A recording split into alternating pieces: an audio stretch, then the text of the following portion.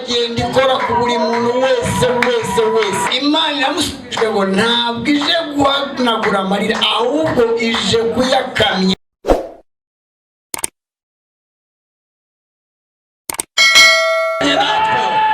urakoze kubwira ijambo Mana muri twebwe hagomba kuba mu mugisha wawe gusa. ndagusabye ngo ubanze weza abantu batunganye babarire ibyaha bagucumuyeho bose batunganye bagirire imbabazi babone ukuboko kwawe Mana mu izina rya Yesu Kristo. muri bo Mana abo mu mitima yabo muri bo harimo gukiranirwa ukuvane muri bo Mana. vana gukiranirwa muri twe, vana kutubaha Imana muri twe, vana gukiranirwa kose mu mitima y'abantu bawe mu izina rya Yesu Kristo rikomeye. muri bo habemo wowe Mana, muri bo habemo Mwuka Wera, muri bo habemo wowe Kristo. ko navuze ngo nimuguma muri njye amagambo yanjye akaguma muri mwe, musaba icyo mushaka cyose muzagihabwa. muri bo haturemo wowe Kristo, muri bo muri aba bagabo, muri aba bagore, muri aba basore n'abakobwa, muri bo habemo urukundo, muri bo he kubamo ishyari, he kubamo inzika, he kubamo ubwibone, muri bo habemo wowe Kristo. asante Yesu, asante Yesu. wowe uzamura ibiganza avuga ngo Mwami Yesu ndi imbere yawe, ndagusabye uvane kutubaha Imana muri njye, kuva uyu mwanya usube muri njyewe, kuva uyu mwanya uzuture muri njye, kuva uyu mwanya uzukorere muri njye. Yesu ndakwakiriye, ngusube mu buzima bwanjye, uyobora akanwa kanjye mu byo mvuga, uyobora ubwenge bwanjye mu byo ntekereza, uyobora intambwe z'ibirenge byanjye. kuva uyu munsi mpore nyoborwa nawe, kuva uyu munsi nzajye ngendana nawe. mvanye ibidatunganye muri njye, mvanye ibidatunganye mu buzima bwanjye. Mwuka Wera ngwino muri njye, Mana Data ngwino muri njye, Mana Data ngwino muri njye. urakoze Mana kuje muri njyewe, urakoze Mana kuje muri njyewe. ndagushimiye kuje muri njye, ndagushimiye kuje muri njye. urakoze Mana, tugukome mu mashyi, tukuvugirije impundu Mana yacu mu izina rya Yesu, amen. mwicare Imana ibahe umugisha. haleluya. ugiye gukora ibidasanzwe kubera uri muri mwe, amen. Mshumba Elia tunakukaribisha, karibuni sana pamoja na Pastor Kabare. Imana ibahe umugisha cyane.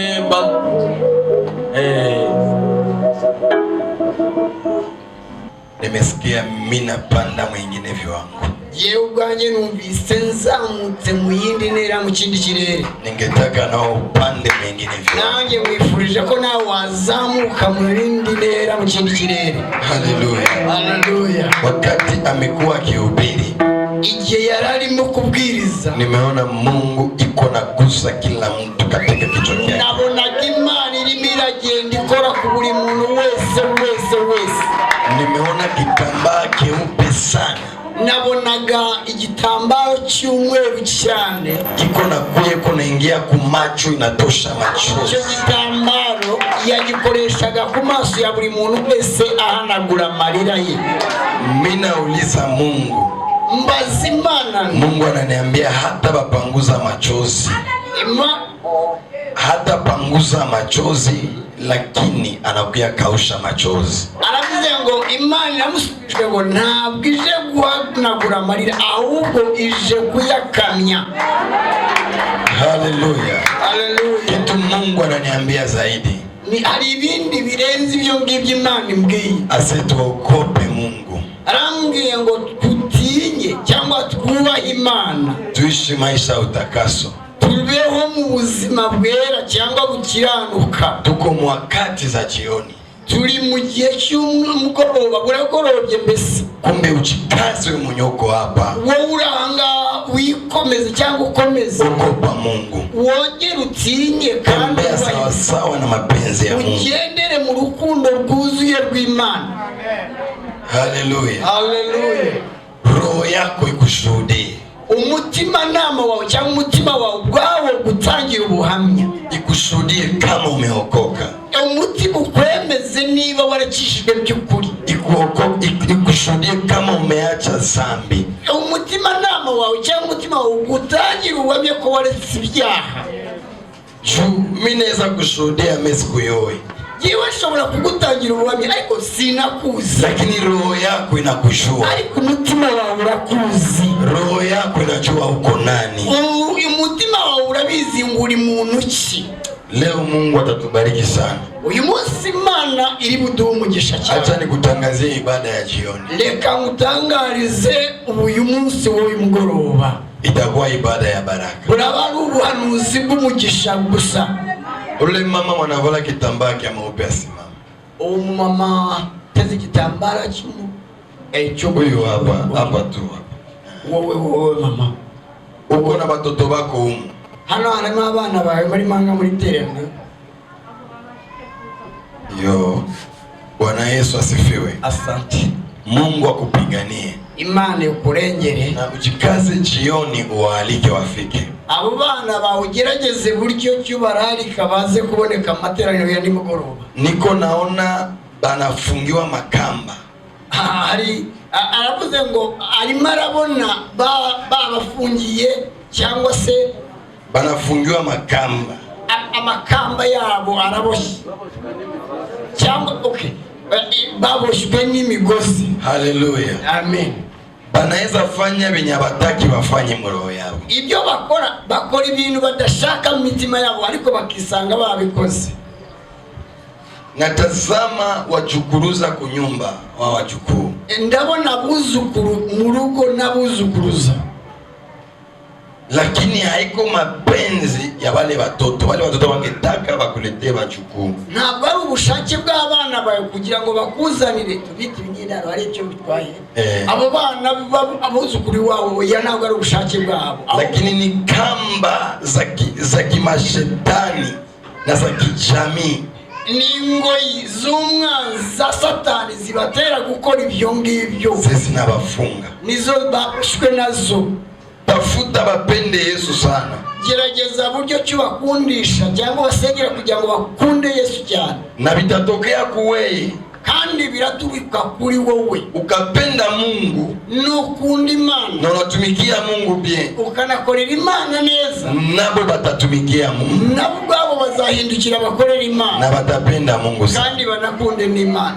Niko natazama mbele yako. Ndabona imbere yawe kiwanja. Ikibuga. Na ikiwanja panakia kilia nauza ile kiwanja. Kandi ndabona icyo ni ikibanza wenda reka tukiti ikibanza kirimo kiragurishwa. Na mimi naona kilia na kuya na kamata ile kiwanja nauza. Kandi ndabona hari umukiriya ugiye kuza akakigura. Lakini usikule moja ya 10. Ariko numara kugurisha icyo kibanza ntuzarye icyacumi kivuye muri ayo mafaranga yo kugurisha icyo butaka. Na mikono ariko ndabona amaboko cyangwa ibiganza byabo muko natoka moshi, harimo haraturuka umwotsi. Ile moshi uwo mwotsi inapeperusha baraka, urimo uratumura umugisha wanyu. Haleluya. Haleluya. Mungu ananiambia, Imana irambwiye ngo siye bote, ntabwo ari mwese, siye bote twese hamwe tuombewe mikono yetu, reka dusengere ibiganza byacu. Haleluya. Haleluya. Kila kiotaanza gusa, icyo uzakora icyo cyose kikamate mu mikono, kigume mu biganza byawe. Unagusakia kidogo kinapotea, nakufashe nako nubwo kaba gatoya nako karagucika. Mpaka unajiuliza ni nini? Kugeza nawe wibaza uti habaye iki, ni ibiki? Ni vita ya shetani, ni intambara Satani arimo kuguteza. Tunatafuta ombea mikono yako, turashaka kubasengera ibiganza byanyu. Iye Injili ukakosa pesa na mbinguni hautafika. Narababwiye ngo ubutumwa budafite amafaranga bw'ubukene no mu ijuru wagerayo. Pastor James alikuwa ananiambiaga hivi. Pastor James ni wapi? Ananiambia miujiza. Yarambwiye ngo bitangaza. Omba Mungu franga. Saba Imana amafaranga no kuri. Usipopata franga mwa kazi ya Mungu, no utagira amafaranga mutunga amafaranga yawe bwite muri mali. Ndio uko na Yesu. Yego ufite Yesu. Lakini utahuzunika moro. Ariko umutima wawe uzahora usuhuza. Na Mungu ananiambia hamuko wa maskini. Ntabwo muri abakene, nubwo muri abakene. Atababariki. Imana irabara umugisha. Atababariki sana. Imana izaba umugisha cyane. Kwa maana tuingia mu Mungu na miguru mbili. Kubera yuko twishiye mu Mana n'amaguru yombi. Amen. Usingie mu Mungu mguru mmoja iko hapa, ingine iko. Ariko nuramuka wishiye mu Mana ukuguru kumwe kuri mu Mana kuri hanze. Kama unataka baraka za Mungu za hapa. Leo ni ushaka umugisha w'Imana wa none. Jikaze utie miguu yako yote Mungu. Injira wese uko wakabaye mu Mana. Bwana Yesu asifiwe. Yesu nashimwe. Bwana Yesu asifiwe. Yesu nashimwe. Mungu apambane vita vikubwa. Imana ibarwanira intambara zikomeye. Mama, tutaonana Juma kidogo. Wowe nyuma ya materaniro yo hejuru. Sema Bwana Yesu, Bwana Yesu. Vuga ngo Mwami Yesu, Mwami Yesu. Kila moshi, buri mwotsi wari wose na ikemea ndawuvumye kwa jina la Yesu. Mu izina rya Yesu. Kila kitu, buri kintu cyose kendaanza gusa, icyo zakoraho n'intoki zanjye kibarikiwe, kihabwe umugisha, kisipotee mu mikono, ntikizancike mu maboko, lakini kizae matunda, ahubwo kibyara imbuto nyinshi kwa jina la Yesu. Mu izina rya Yesu. O Yesu, o Yesu, o Yesu, o Yesu, niko na wewe mwenye uko na baraka zote. Ndi kumwe nawe nyiri migisha yose. Nataka zile baraka zikae mu mikono yako. Ndasaba kugira ngo iyo migisha yose igume mu biganza byanjye. Kwa jina la Yesu. Mu izina rya Yesu. Amen. Amen. Shusha mikono yako. Amen. Amen. Amen. Mbona naangalia una busy na kujaza mingi na saa inaenea. Omwe tutatabiri nyuma mu ibada ya magharibi. Tubibubwirize nyuma kuko akanya nako karadufashe murabibona. Haleluya. Haleluya. Na saa ni adui.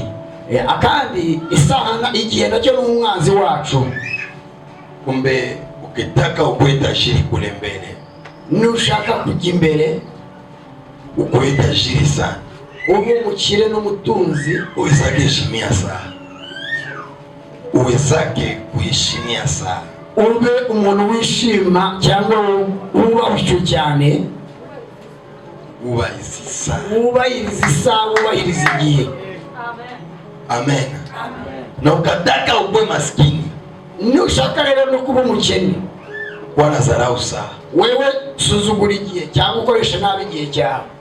Bwana asifiwe. Yesu nashimwe. Bwana Yesu asifiwe. Yesu nashimwe cyane. Nataka niseme hivi, ndashaka kuvuga gutya, gizi Mungu ameniambia, uko Imana yambwiye. Siye bote gizi tuko hapa, twese uko turaha, tukamate maji pale, maji ya mingi batie mutuki ubi mfasi ya robine, ubi kwenye maji tu. Hapa tutakuwa maji kweli, uko maji. Amen. Amen. Kila mtu sana toka hapa, ile maji tutaiombea, na Mungu ananiambia tutaweka ndani chumvi kidogo. Hii chumvi Mungu anatafsiria maana yake, ananiambia aseme hii chumvi itakuwa ni sawa vile ile mchi ilikuwa imelainiwa, banagusa kila kitu akitaitika, wanakunya maji anakuwa machungu. Pengine maisha yako iko sawa vile maji ya Akana, maji yamekuwa machungu. Maji ni maisha, maisha imekuwa machungu, maisha ikamate, unapiganisha vinashindikana, unaomba unafunga lakini haviwezekani. Magonjwa imekala mwili yako siku za mingi, kila kitu nakusaka haviwezekani, haviendelee. Lakini Mungu ananiambia ile chumvi tutaiombea, banaitia mwele mai. Kila mtu kutoka hapa aende anawe mikono, aseme kila mikoshi yote na balaa na magonjwa yote ibaki hapa, natoka hapa niko mzima.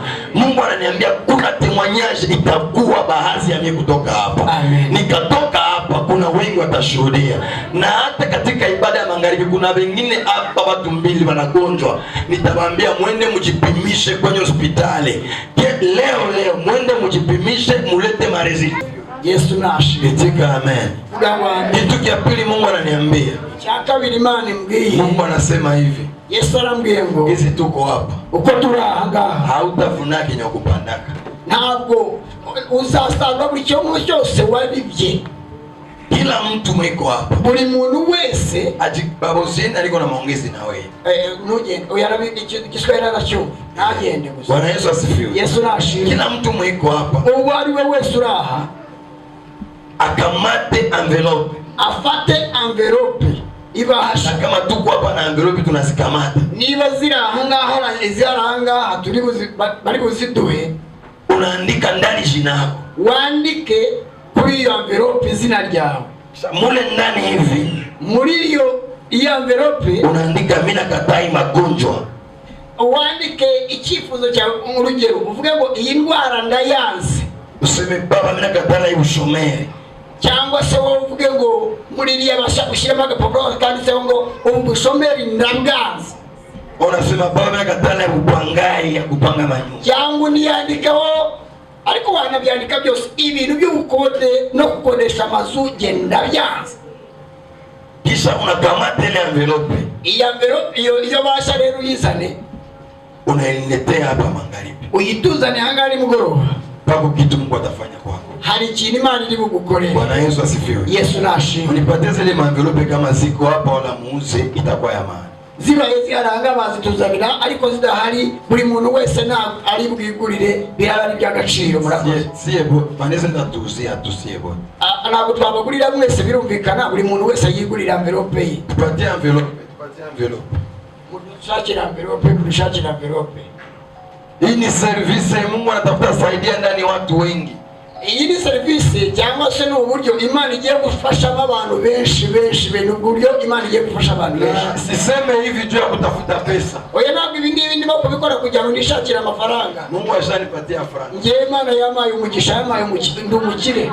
Haleluya. Haleluya. Niko na faranga mimi. Ngiyewe nifitiye amafaranga yanjye bwite. Bwana sifiwe. Yesu na abicho. Mungu wa David ashanisaidia. Imana ya David yana nabaye jewe. Hapa pako watu nifikari katabiria na habana maisha.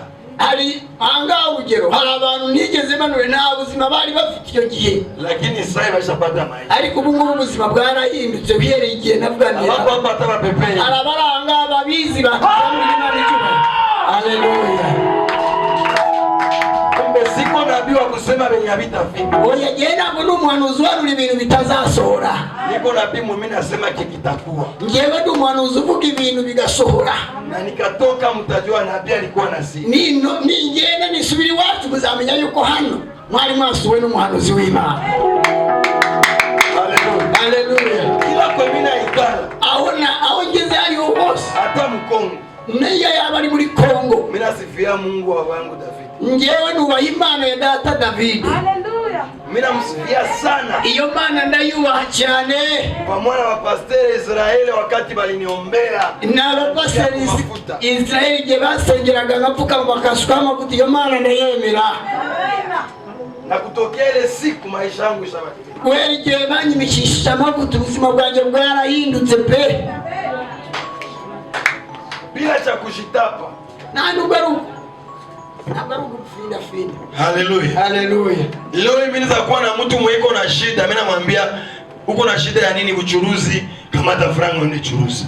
Yewe Mungu ushobora kuba ndimo kubona umuntu wenda afite ikibazo cy'amafaranga na amafaranga agiye gucuruza. Ayo mafaranga akamubyarira umugisha munini cyane. Bwana asifiwe. Yesu nashimwe. Bwana asifiwe. Yesu nashimwe. Unakamata envelope, unafata ibahasha, unatia ndani, unashiramo zile hitaji zenye upendo. Biriya byifuzo byose na twabahengeresha tu, udashaka ubukode, udashaka indwara, udashaka. Nashuhudia hapa watu watashuhudia uponyaji. Nababwiza ukuri mamanya n'umwuka w'Imana yuko abantu bari butange bamwe yuko bakiza indwara. Haleluya. Haleluya. Haleluya. Haleluya. Huyu dada anakaa pande ya tatu hapa. Huyu uri inyuma ku ruhande ku murongo wa gatatu. Huyu hapa. Wowe wambaye kanani. Mungu ananiambia nimwambie. Imana yambwiye ngo kubwire. Amemsamehe. Imana yakubabariye.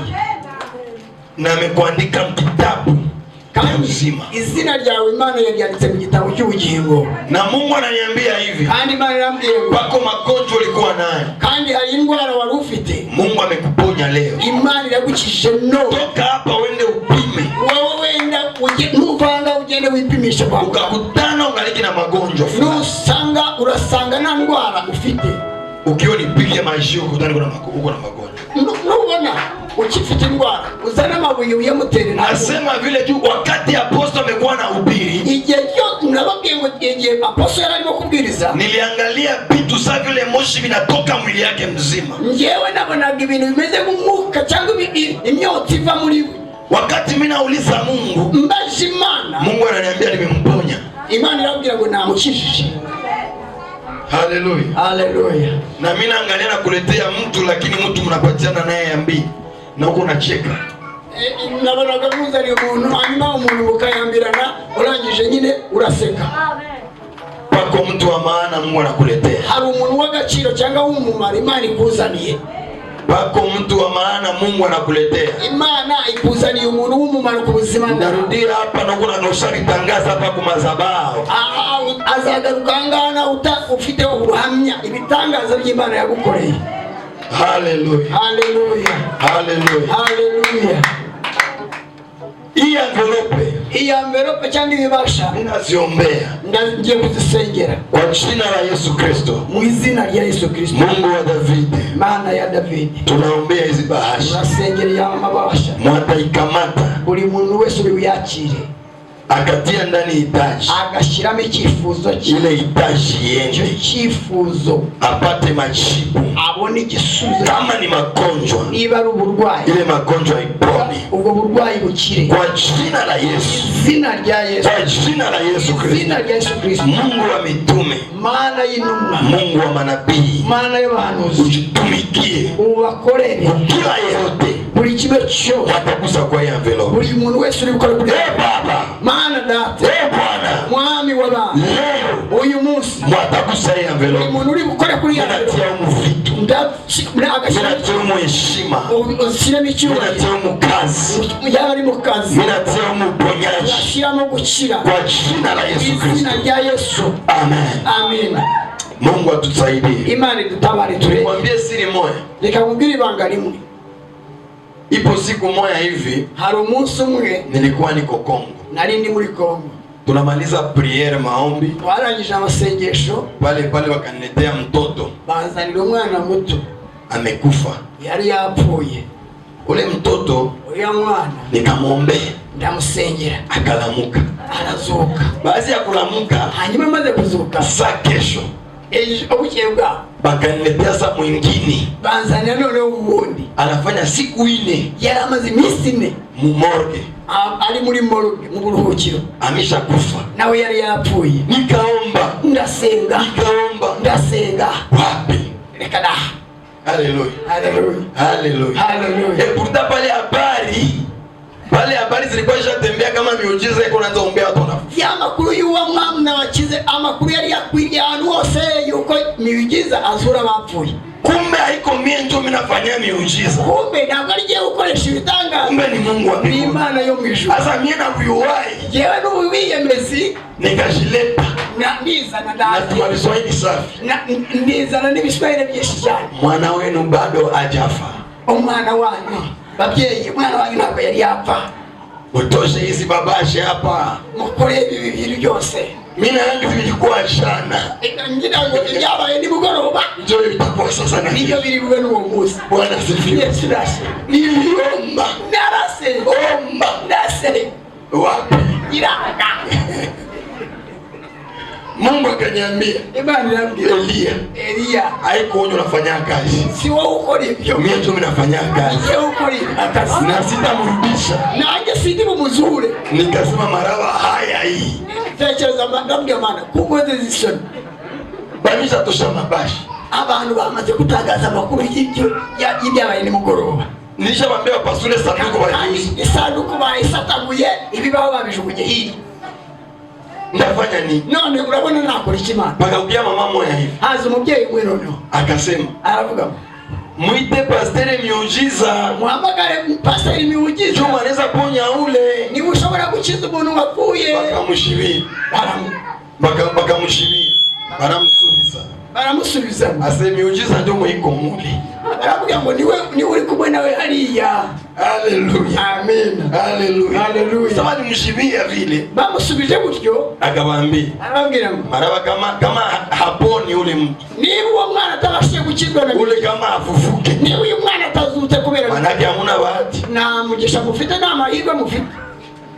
Pale mimi nikasema nanje ndavuga nti mama mwanaongea vile kule nje. Uwo mubyeyi niba kuvuga ayo magambo niba kumva hanze anasema kweli. Avugishije ukuri. Abana bahati. Na mugisha bafite na mahirwe bafite. Haleluya. Haleluya. Nikatoka. Ndasohoka. Bakaniambia. Barambwira pastor umerefese. Pastor una maraba ni haya. Barambwira pastor rero yemera isoni ziragukoze tu. Asetuze asisanduku. No rero dusubize niburi sanduku yacu washanya. Nikasema ni wapi wa? Nikatoka nikaenda. Ndasohoka. Bakaenda zika. Nabo baragenda bajya kuzika. Sa kesho. Ejo après juma moja. Ashize umunsi Mkristo wangu mimi naongozaka. Mkristo mwitoro akakufa. Nawe arapfa. Kisha bakwabo. Iwabo rero balikuwa bajirani na ule mwalishindwa kufuka. Bana abaturanyi bawa wundi wazutse. Utarazutse sorry.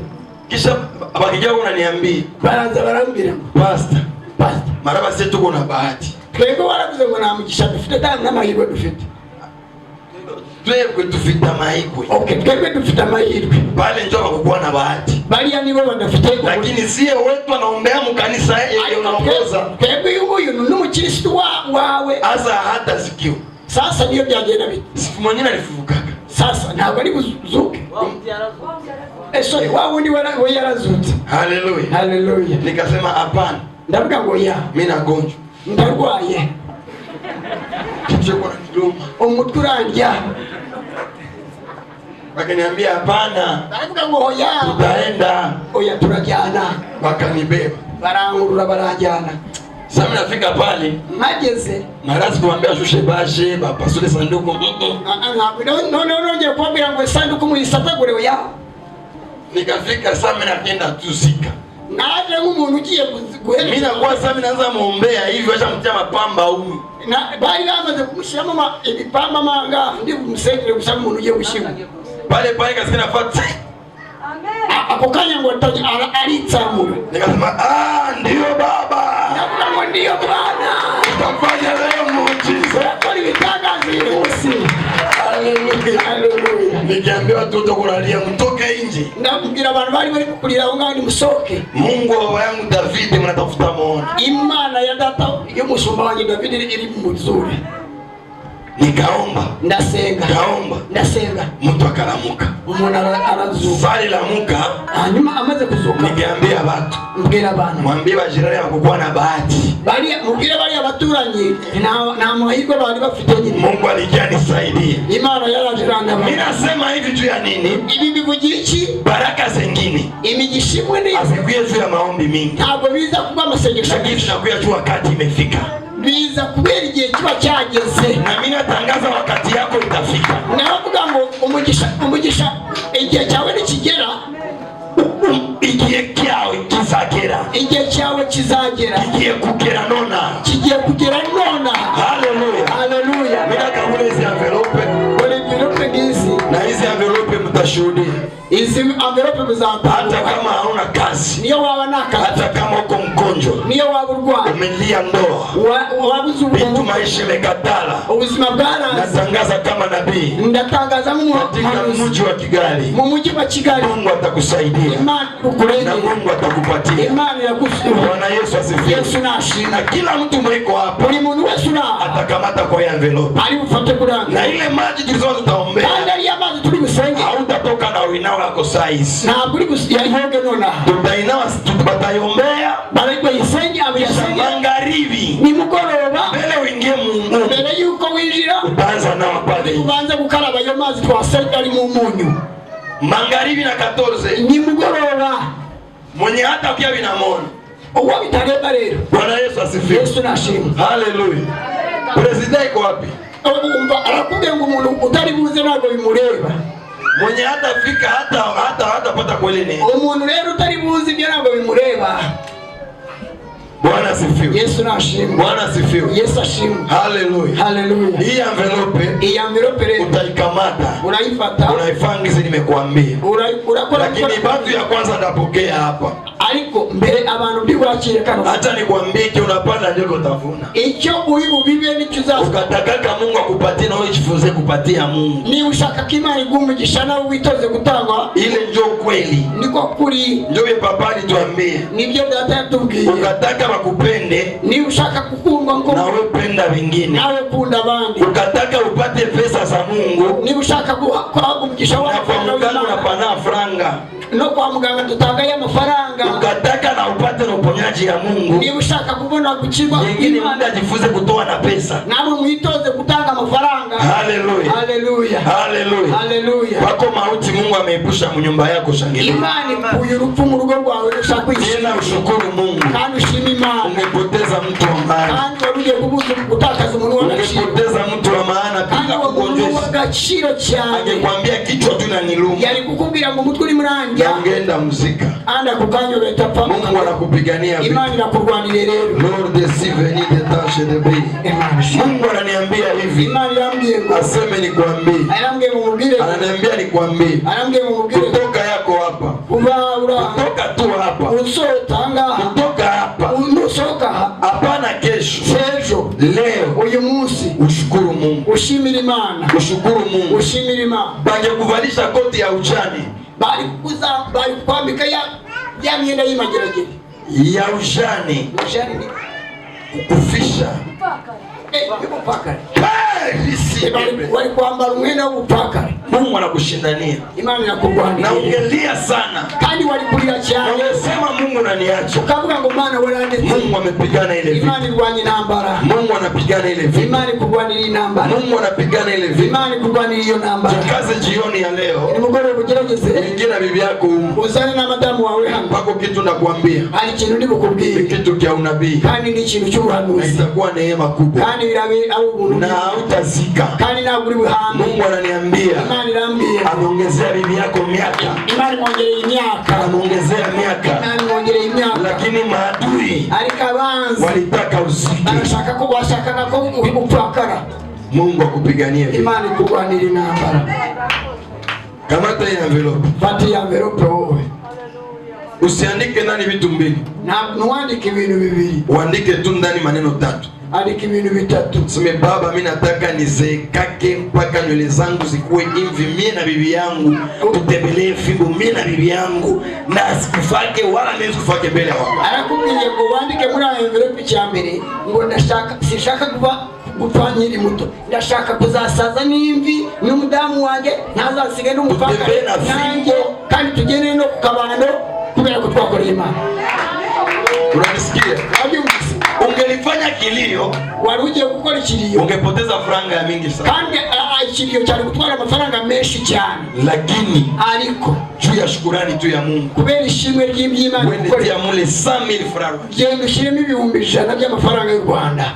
Ile tunjo Mungu ananiambia. Ibyo ni Imana imbwiye. Ni franga ya shukurani. Ni amafaranga yishimwe gusa. Nakwambia tu Mungu merci. Uvuge ngo gusa Imana ndagushimiye. Na ukibikatala binakuona. Ibyo nubyanga birakureba. Hallelujah. Hallelujah. Hallelujah. Hallelujah. Hallelujah. Hallelujah. Acha nipatie mtu wa pili ya envelope. Wa kabiri mu envelope. Ni ule dada pale. Ulia mkubwa.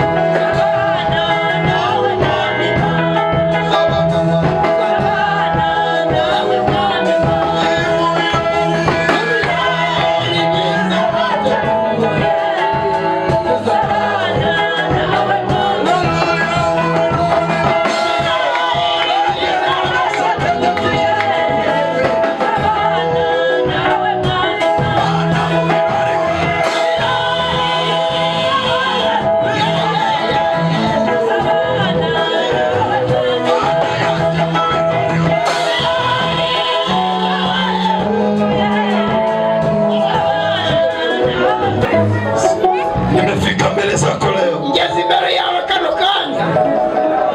Nimesikia neno lako. Numvise ijambo ryawe. Umesema na mimi. Uvuganye nanjye. Kunjia ya manabii. Mubicie mu nzira y'ubuhanuzi. kupitia maneno lako, biciye mu nzira y'ijambo ryawe. leo Uyu munsi naomba badiliko, ndashaka impinduka, naomba badiliko ndashaka impinduka ndani ya kazi zangu, mu kazi kanjye, mu maisha yangu, mu buzima bwanjye n'imibereho yanjye, mu nyumba yangu, mu rugo rwanjye.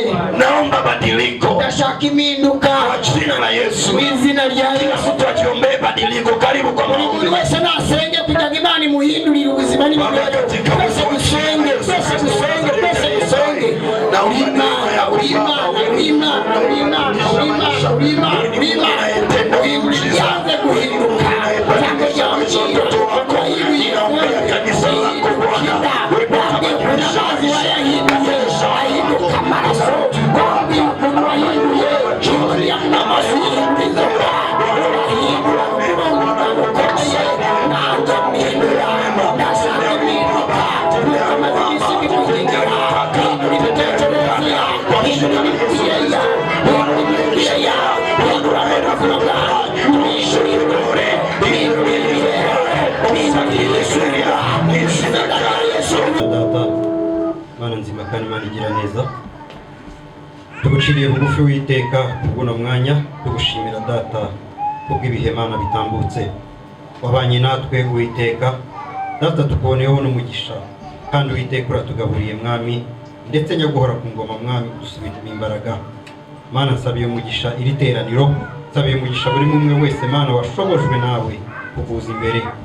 Mana nyaguhora ku ngoma kandi niko nsabiye kandi umugisha abahagaze hano ku ruhimbo witeka bagabura ibyawe mwami nyir'ingabo. Reka icyubahiro cyawe kibatwikire kandi ubongerere Data imbaraga kubw'aho bakuye. Mweretse kandi nkuragije ibihe biri imbere Data, ndavuga mu masaha ari imbere ngo tuba tukuri imbere Mana, tugushimira kandi tuguhimbaza kubw'ino minsi 7 witeka tumaranye nawe, iminsi 7 tumaze imbere yawe.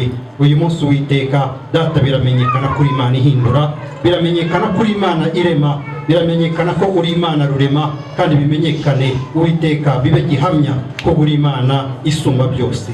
Witeka nyir'ingabo uzubane natwe muri kano kanya Data, tujye gutandukana by'igihe gitoya. Rinda buri umwe wese abasubira mu ngo bari bugaruke mwamubarinde, ndetse witeka bakuguma imbere Mana ubambika imbaraga witeka, wumve kwinginga kwabo, wumve gusenga kwabo, twongere guhurira hano tukuzamurira amashimwe. Icyubahiro ni cyawe mu izina rya Yesu Kristo, amen.